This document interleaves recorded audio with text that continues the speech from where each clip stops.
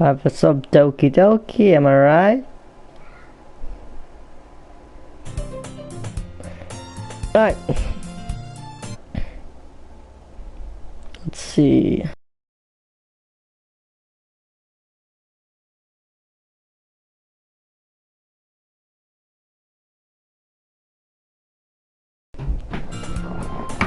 Hold on a second.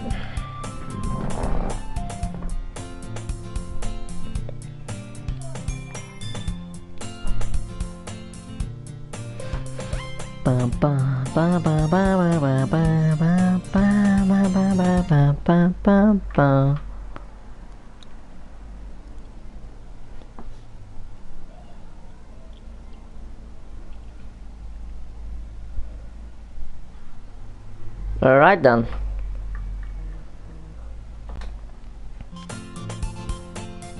So he should be joining.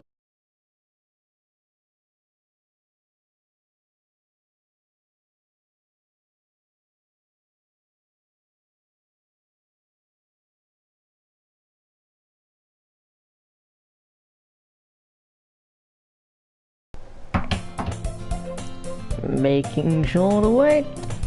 Da da da da da da da da da da. Dun dun dun dun da da da da da da da da da da.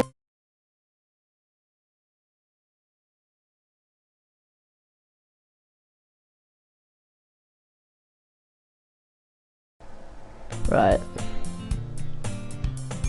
We're on now. There we go.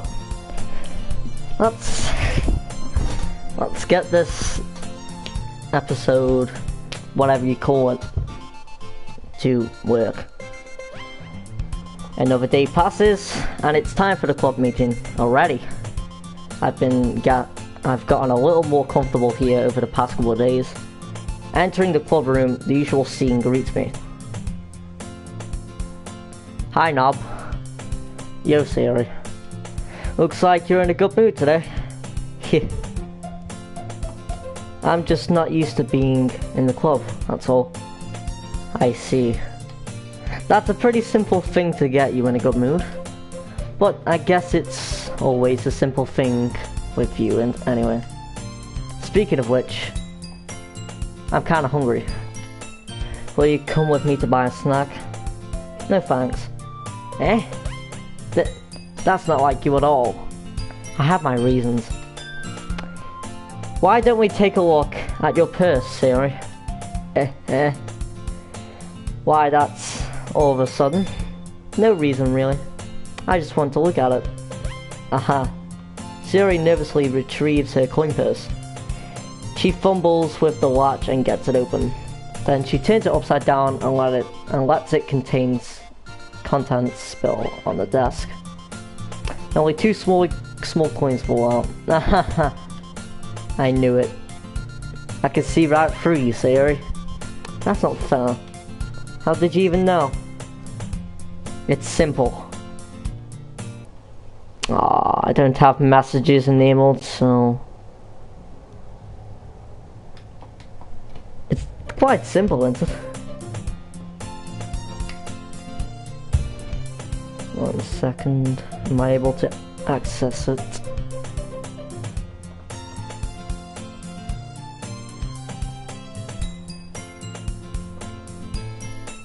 Will this work?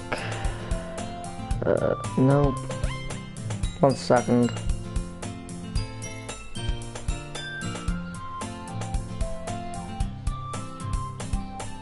Right. This should work.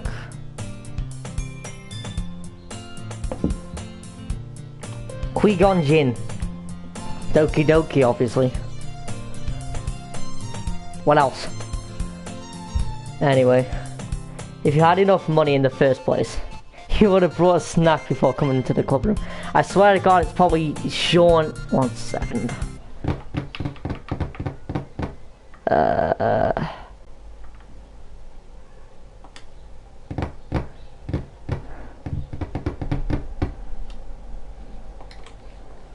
I'm gonna fucking kill him.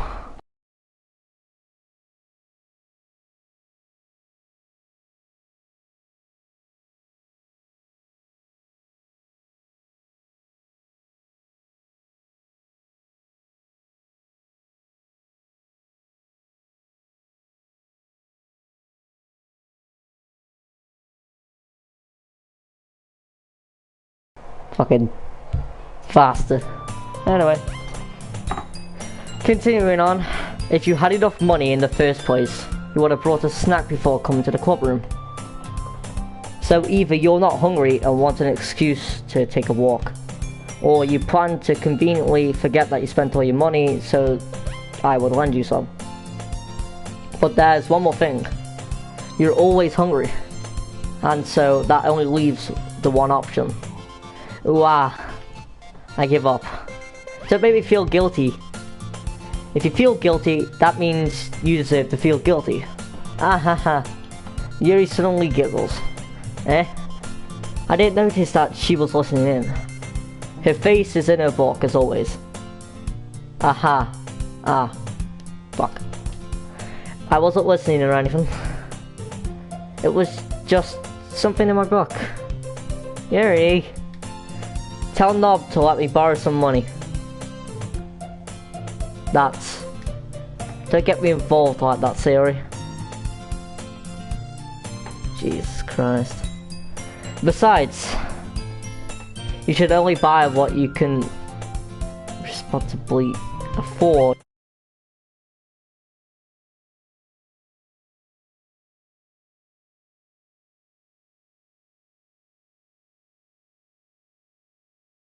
I got an idea. Notifications. Messages. There we go. There should be no more notifications, so I'll fucking deal with that. Right, next one. And frankly, after putting up a mischievous little stunt like that, your suffering is fair enough retribution. Ah. Did I just... I didn't mean that. I got too absorbed into my book. I really like when you speak your mind, Yuri. It doesn't happen much, but it's fun. But it's a fun side of you. There's no way you could think that. You were right, though. I did something bad, and now I have to accept the revolution. Retribution. That's still coming from you, Sayori. I guess there's a little devil inside all of us, isn't there? Don't let her fool you. Sayori knows exactly what she's doing. After all, she told you guys she was bringing me to the club before she even told me. But you wouldn't have come if it weren't for the cupcakes. So I had to trick Natsuki into making them. Come on, give me more credit than that, Sayori.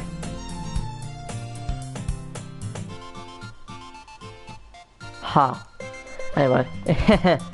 Out of nowhere, something smacks Sayori in the face and tumbles onto the desk. Plop. Kya. Ow. What was... A cookie.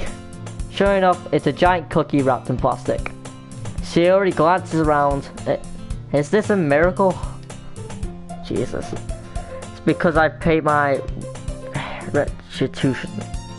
Retribution. Actually, that one almost worked. Haha. I just gotta give it to you. But then I heard you blab about the cupcakes. It was totally worth seeing your reaction though. Hahaha. Natsuki. That's so nice of you. I'm so happy.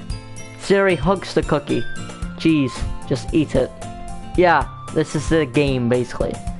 Don't worry though, it gets interesting later through. Jeez, just eat it. Sayori rapidly tears open the wrapper and takes a big bite. Shoot, good. 1 second.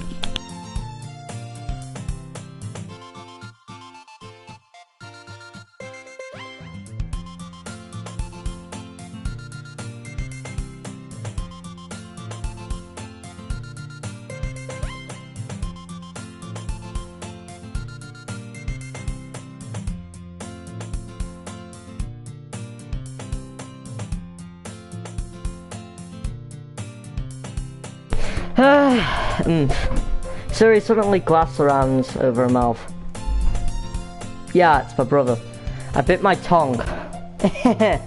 You're going through a lot just over one cookie. Natsuki bites down of her own cookie.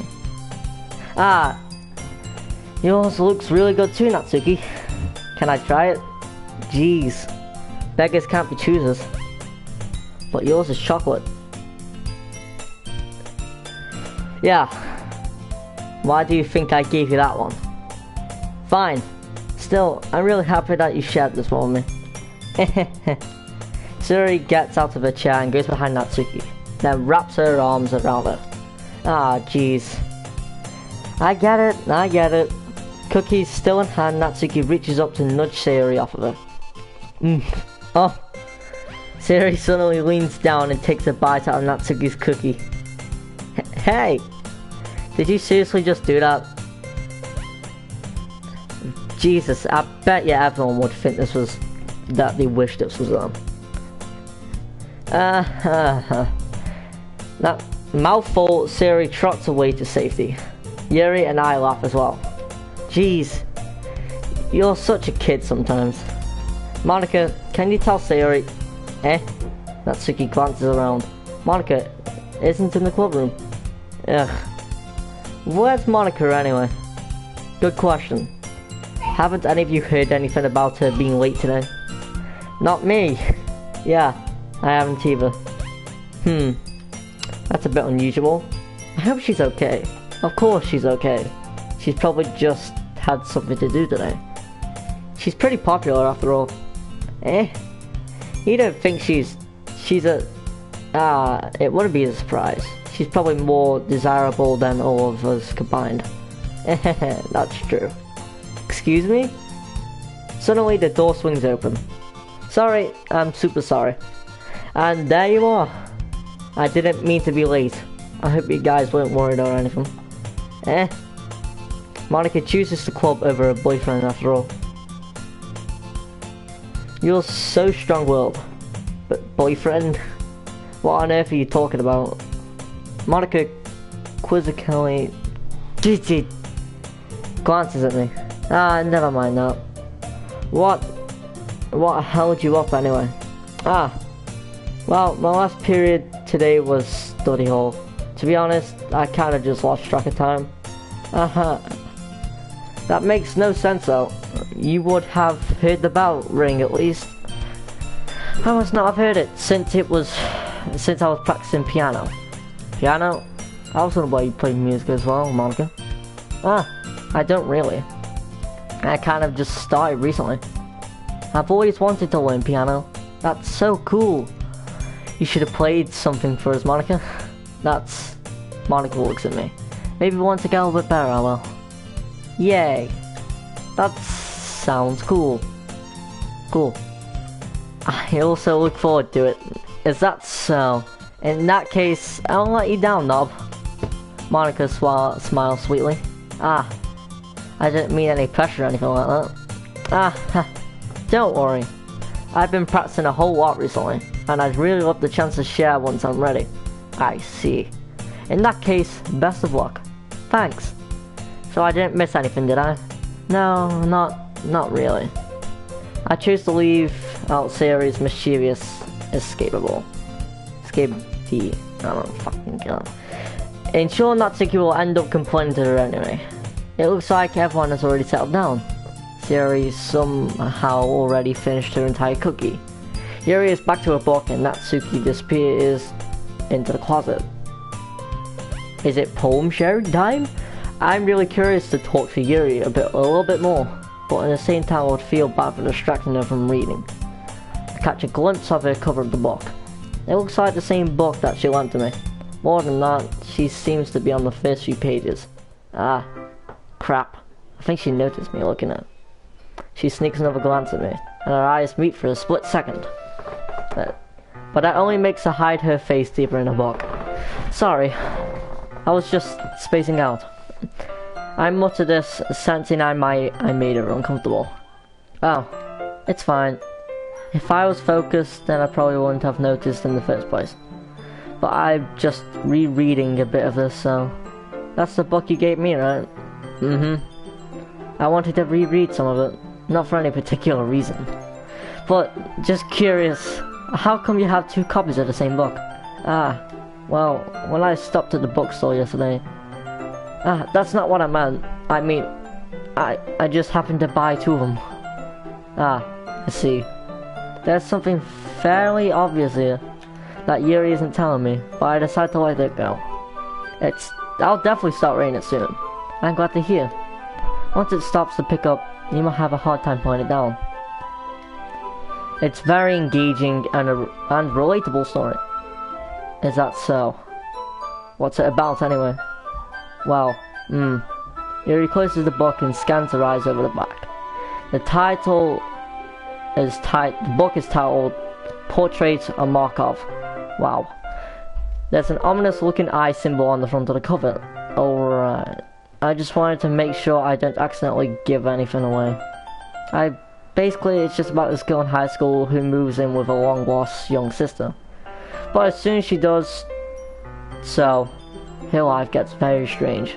Really strange. She gets targeted by these people who escaped from a human experimentation prison. Wow. And while her life is in danger, she needs to desperately choose who to trust. No matter what she does, she ends up destroying most of her relationships and her life starts to fall apart. That's kind of dark, isn't it? Yuri made it sound like it was going to be a nice story, so the dark turn came from nowhere. Aha. Yuri gently giggles all of a sudden. Are you not a fan of that sort of thing, Knob? No, it's not that. I mean, I could definitely enjoy these kind of stories, so don't worry. I hope so. Yeah, I totally forgot that Yuri is into those things. She's so shy and reclusive on the outside, but her mind seems to be completely different. It's just that those kind of stories, they challenge you to look at a life from a strange new perspective. When horrible things happen, not just because someone wants to be evil, because they had their own goals, of their own philosophy that they believe in. Then suddenly, when you thought you related to the protagonist, they made out to be the naive one for letting their one-sided morals interfere with the villain's plans. I'm rambling, aren't I?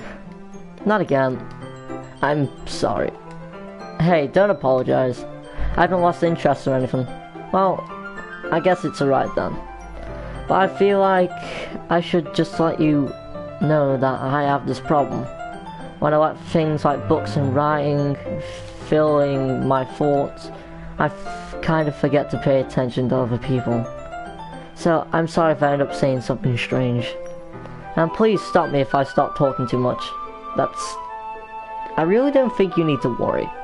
That just means you're passionate about reading. The least I can do is listen. It's a literature club after all. That's true. In fact, I might as well get started reading it, right? You don't have to. What are you saying? Just a moment ago you said you were looking forward to it.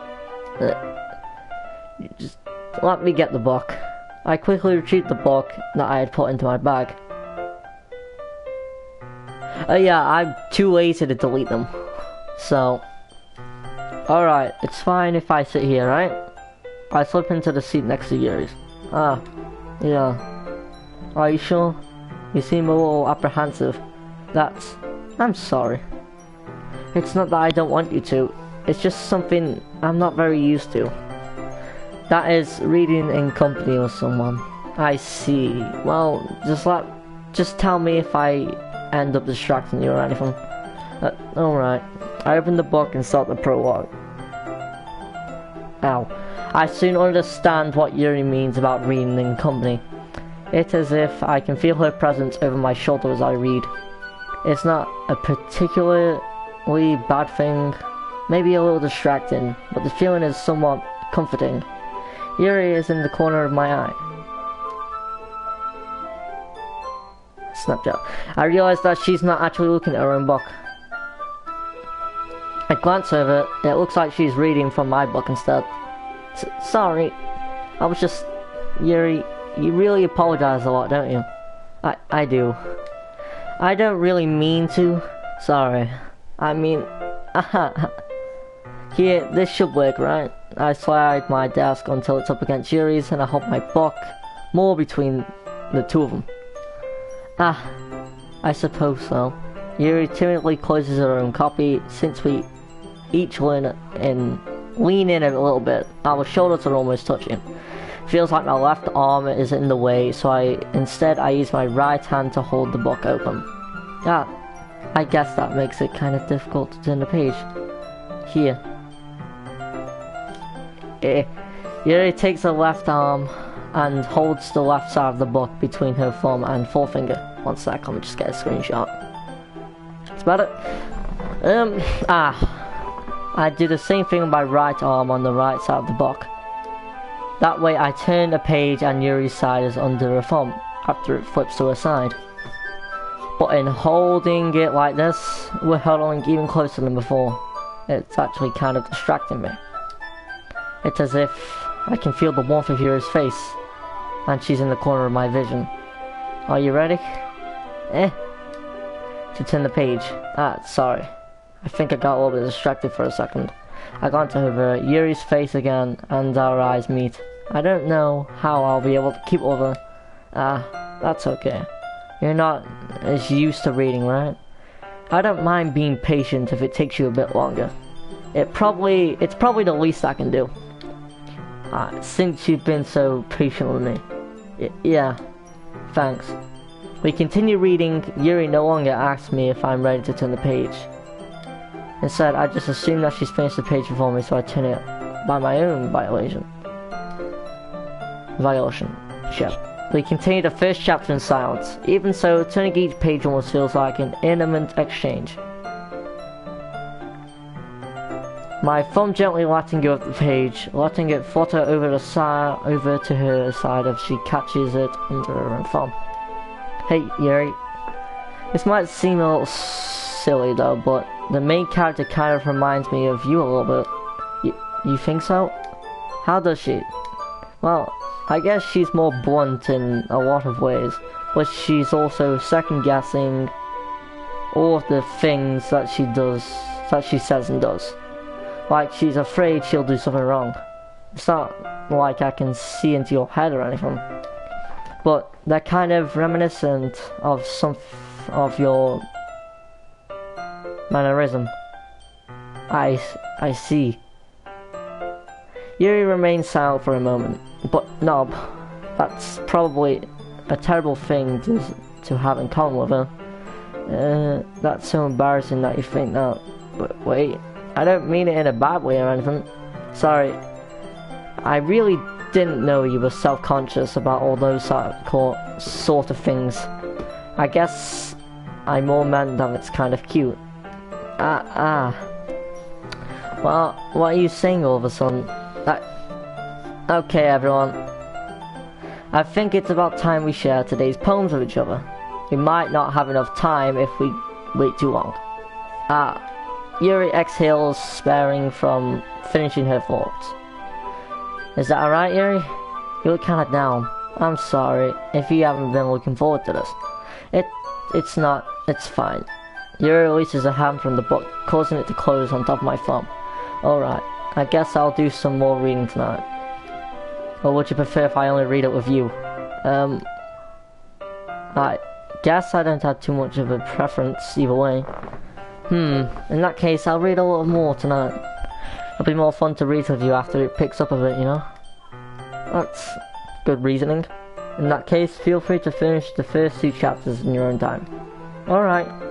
I stand up, I make a mental note of where I left off in the book, then slip it back into my bag. Right! Who should I show my poem to first? Well, you obviously know, last one I did Yuri, so I'll do that one again. Dun. Let's see, what have you written for today? Yuri stares at the poem with a surprised expression on her face. Do you like it? Nob, how did you pick up on this so quickly? Just yesterday I was telling you the kind of techniques worth practicing. Maybe that's why. You did a good job explaining. I really wanted to try giving it more imagery. Fuck. Yuri visibly swallows. Even her hands appear sweaty. I'm not used to this. Used to what? I don't know. It's fine. Take your time. Yuri breathes and collects her thoughts. I know that Yuri likes to think before she speaks, so I offer that patience to her. Yeah, just being appreciated like this, I guess. It probably sounds really stupid, but seeing someone motivated by my writing, it just makes me really happy. Are you saying you've never shared your writing before? Yuri nods. Really? I don't believe it. I really only write for myself, and besides, people would just laugh at me. Do you really think that? Again, Yuri nods. Even your close friends? Yuri doesn't respond to that. I wonder why. Anyway, do you want to share the poem you wrote today? Yeah, I do. If it's with you. The raccoon. It appears at a dead night while I'm slicing bread for a guilty snack. My attention was caught by the scuttering of a raccoon outside of my window.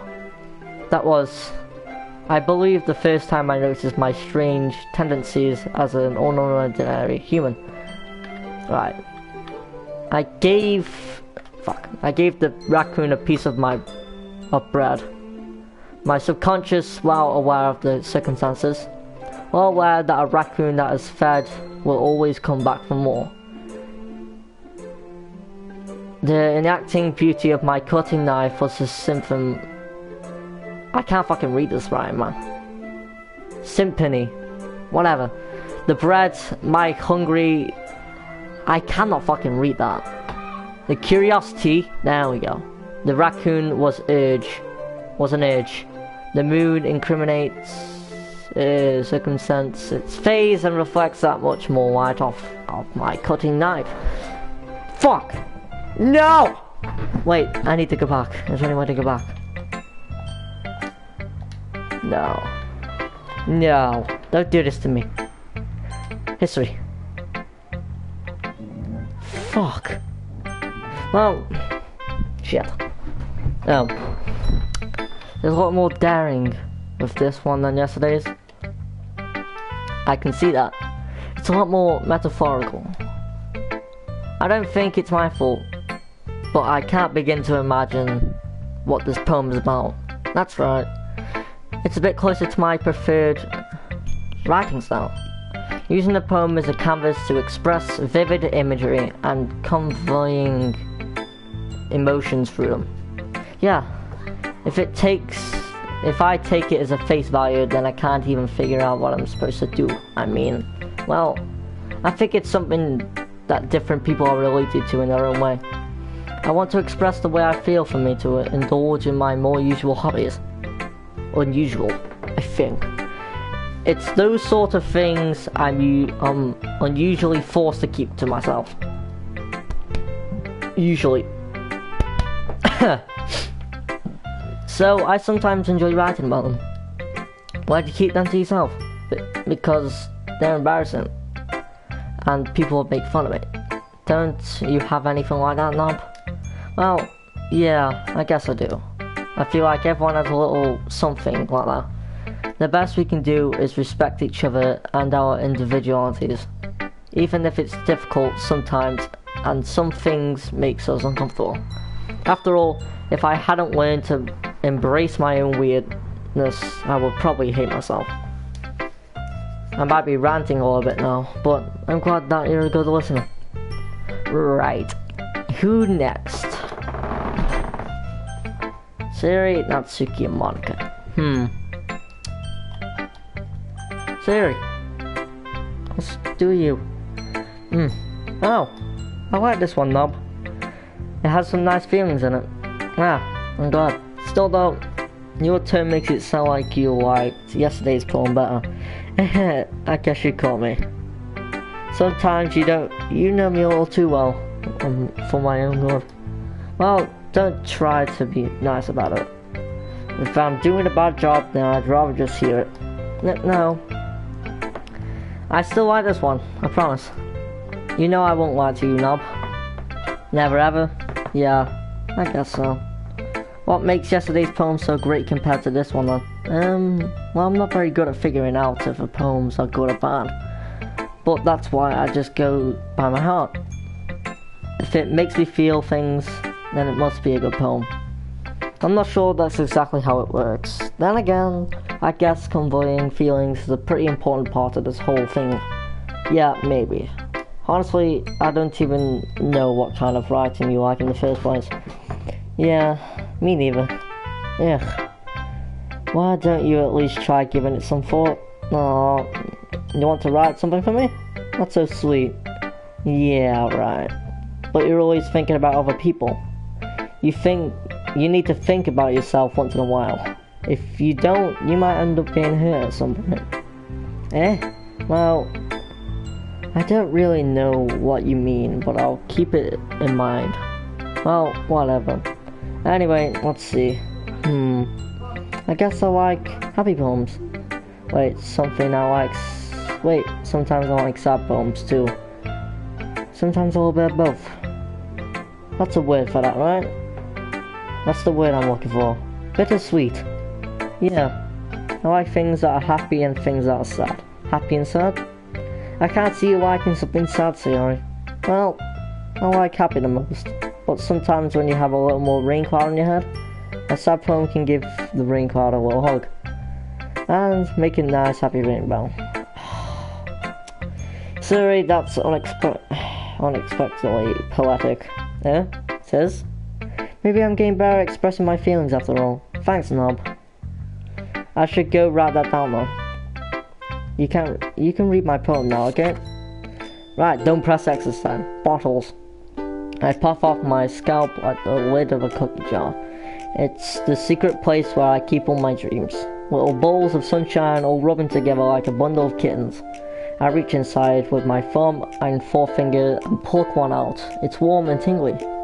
But there's no time to waste. I put it in a bottle to keep it safe. And I put the bottle on the shelf with all of the other bottles. Happy thoughts, happy thoughts, happy thoughts. In bottles. All in a row. My collection makes me lots of friends. Each bottle is starlight to make amends. Sometimes my friends feel a certain way. Down comes a bottle to save the day. Night after night, more dreams, friends after friends, more bottles. Deeper and deeper my finger goes, like exploring a dark cave, discovering the secrets hiding in the nooks and crannies. Nookies and crannies. Yeah. And digging and digging, scraping and scraping, I blow dust off my bottle caps. It doesn't feel like time elapses, and my empty shelf could use some more. My friends look through my locked front door, finally all done. I open up, and in come my friends.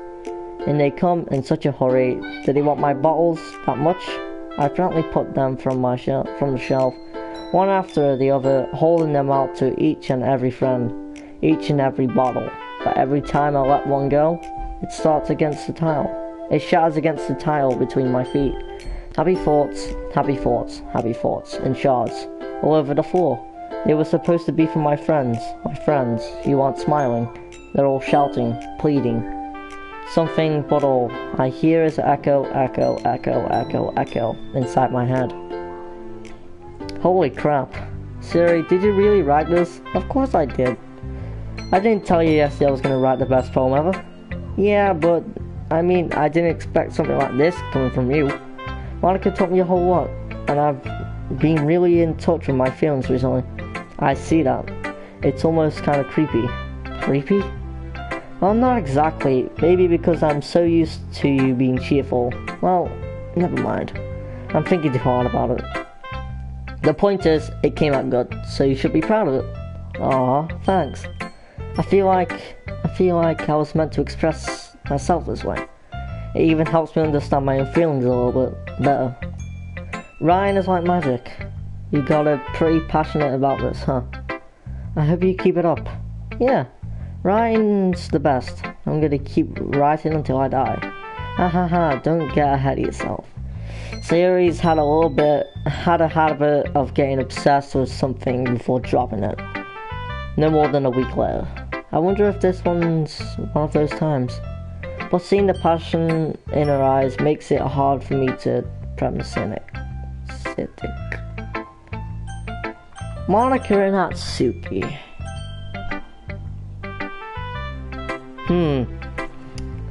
Monica. Yeah, big Monica. Hi again, Knob. How's the writing going? Alright, I guess. I'll take that. As long as it's not going bad, I'm happy that you've applied yourself. Maybe soon you'll come up with a masterpiece. Uh-huh. I won't count on that. You never know. Want to share what you've wrote for today? Sure. Here you go. I give my poem to Monica. Alright. Great job, Knob. I was going ooh in my head while reading it. That's really metaphorical. I'm not sure why, but I didn't expect you to go for something so deep. I guess I underestimated you.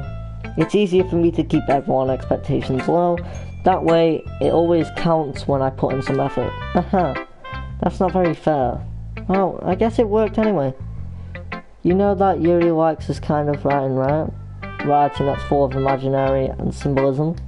Unlike Sayori, who likes simple and direct words to describe happiness and sadness, Yuri likes it when the readers are left to derive their own meaning out of it.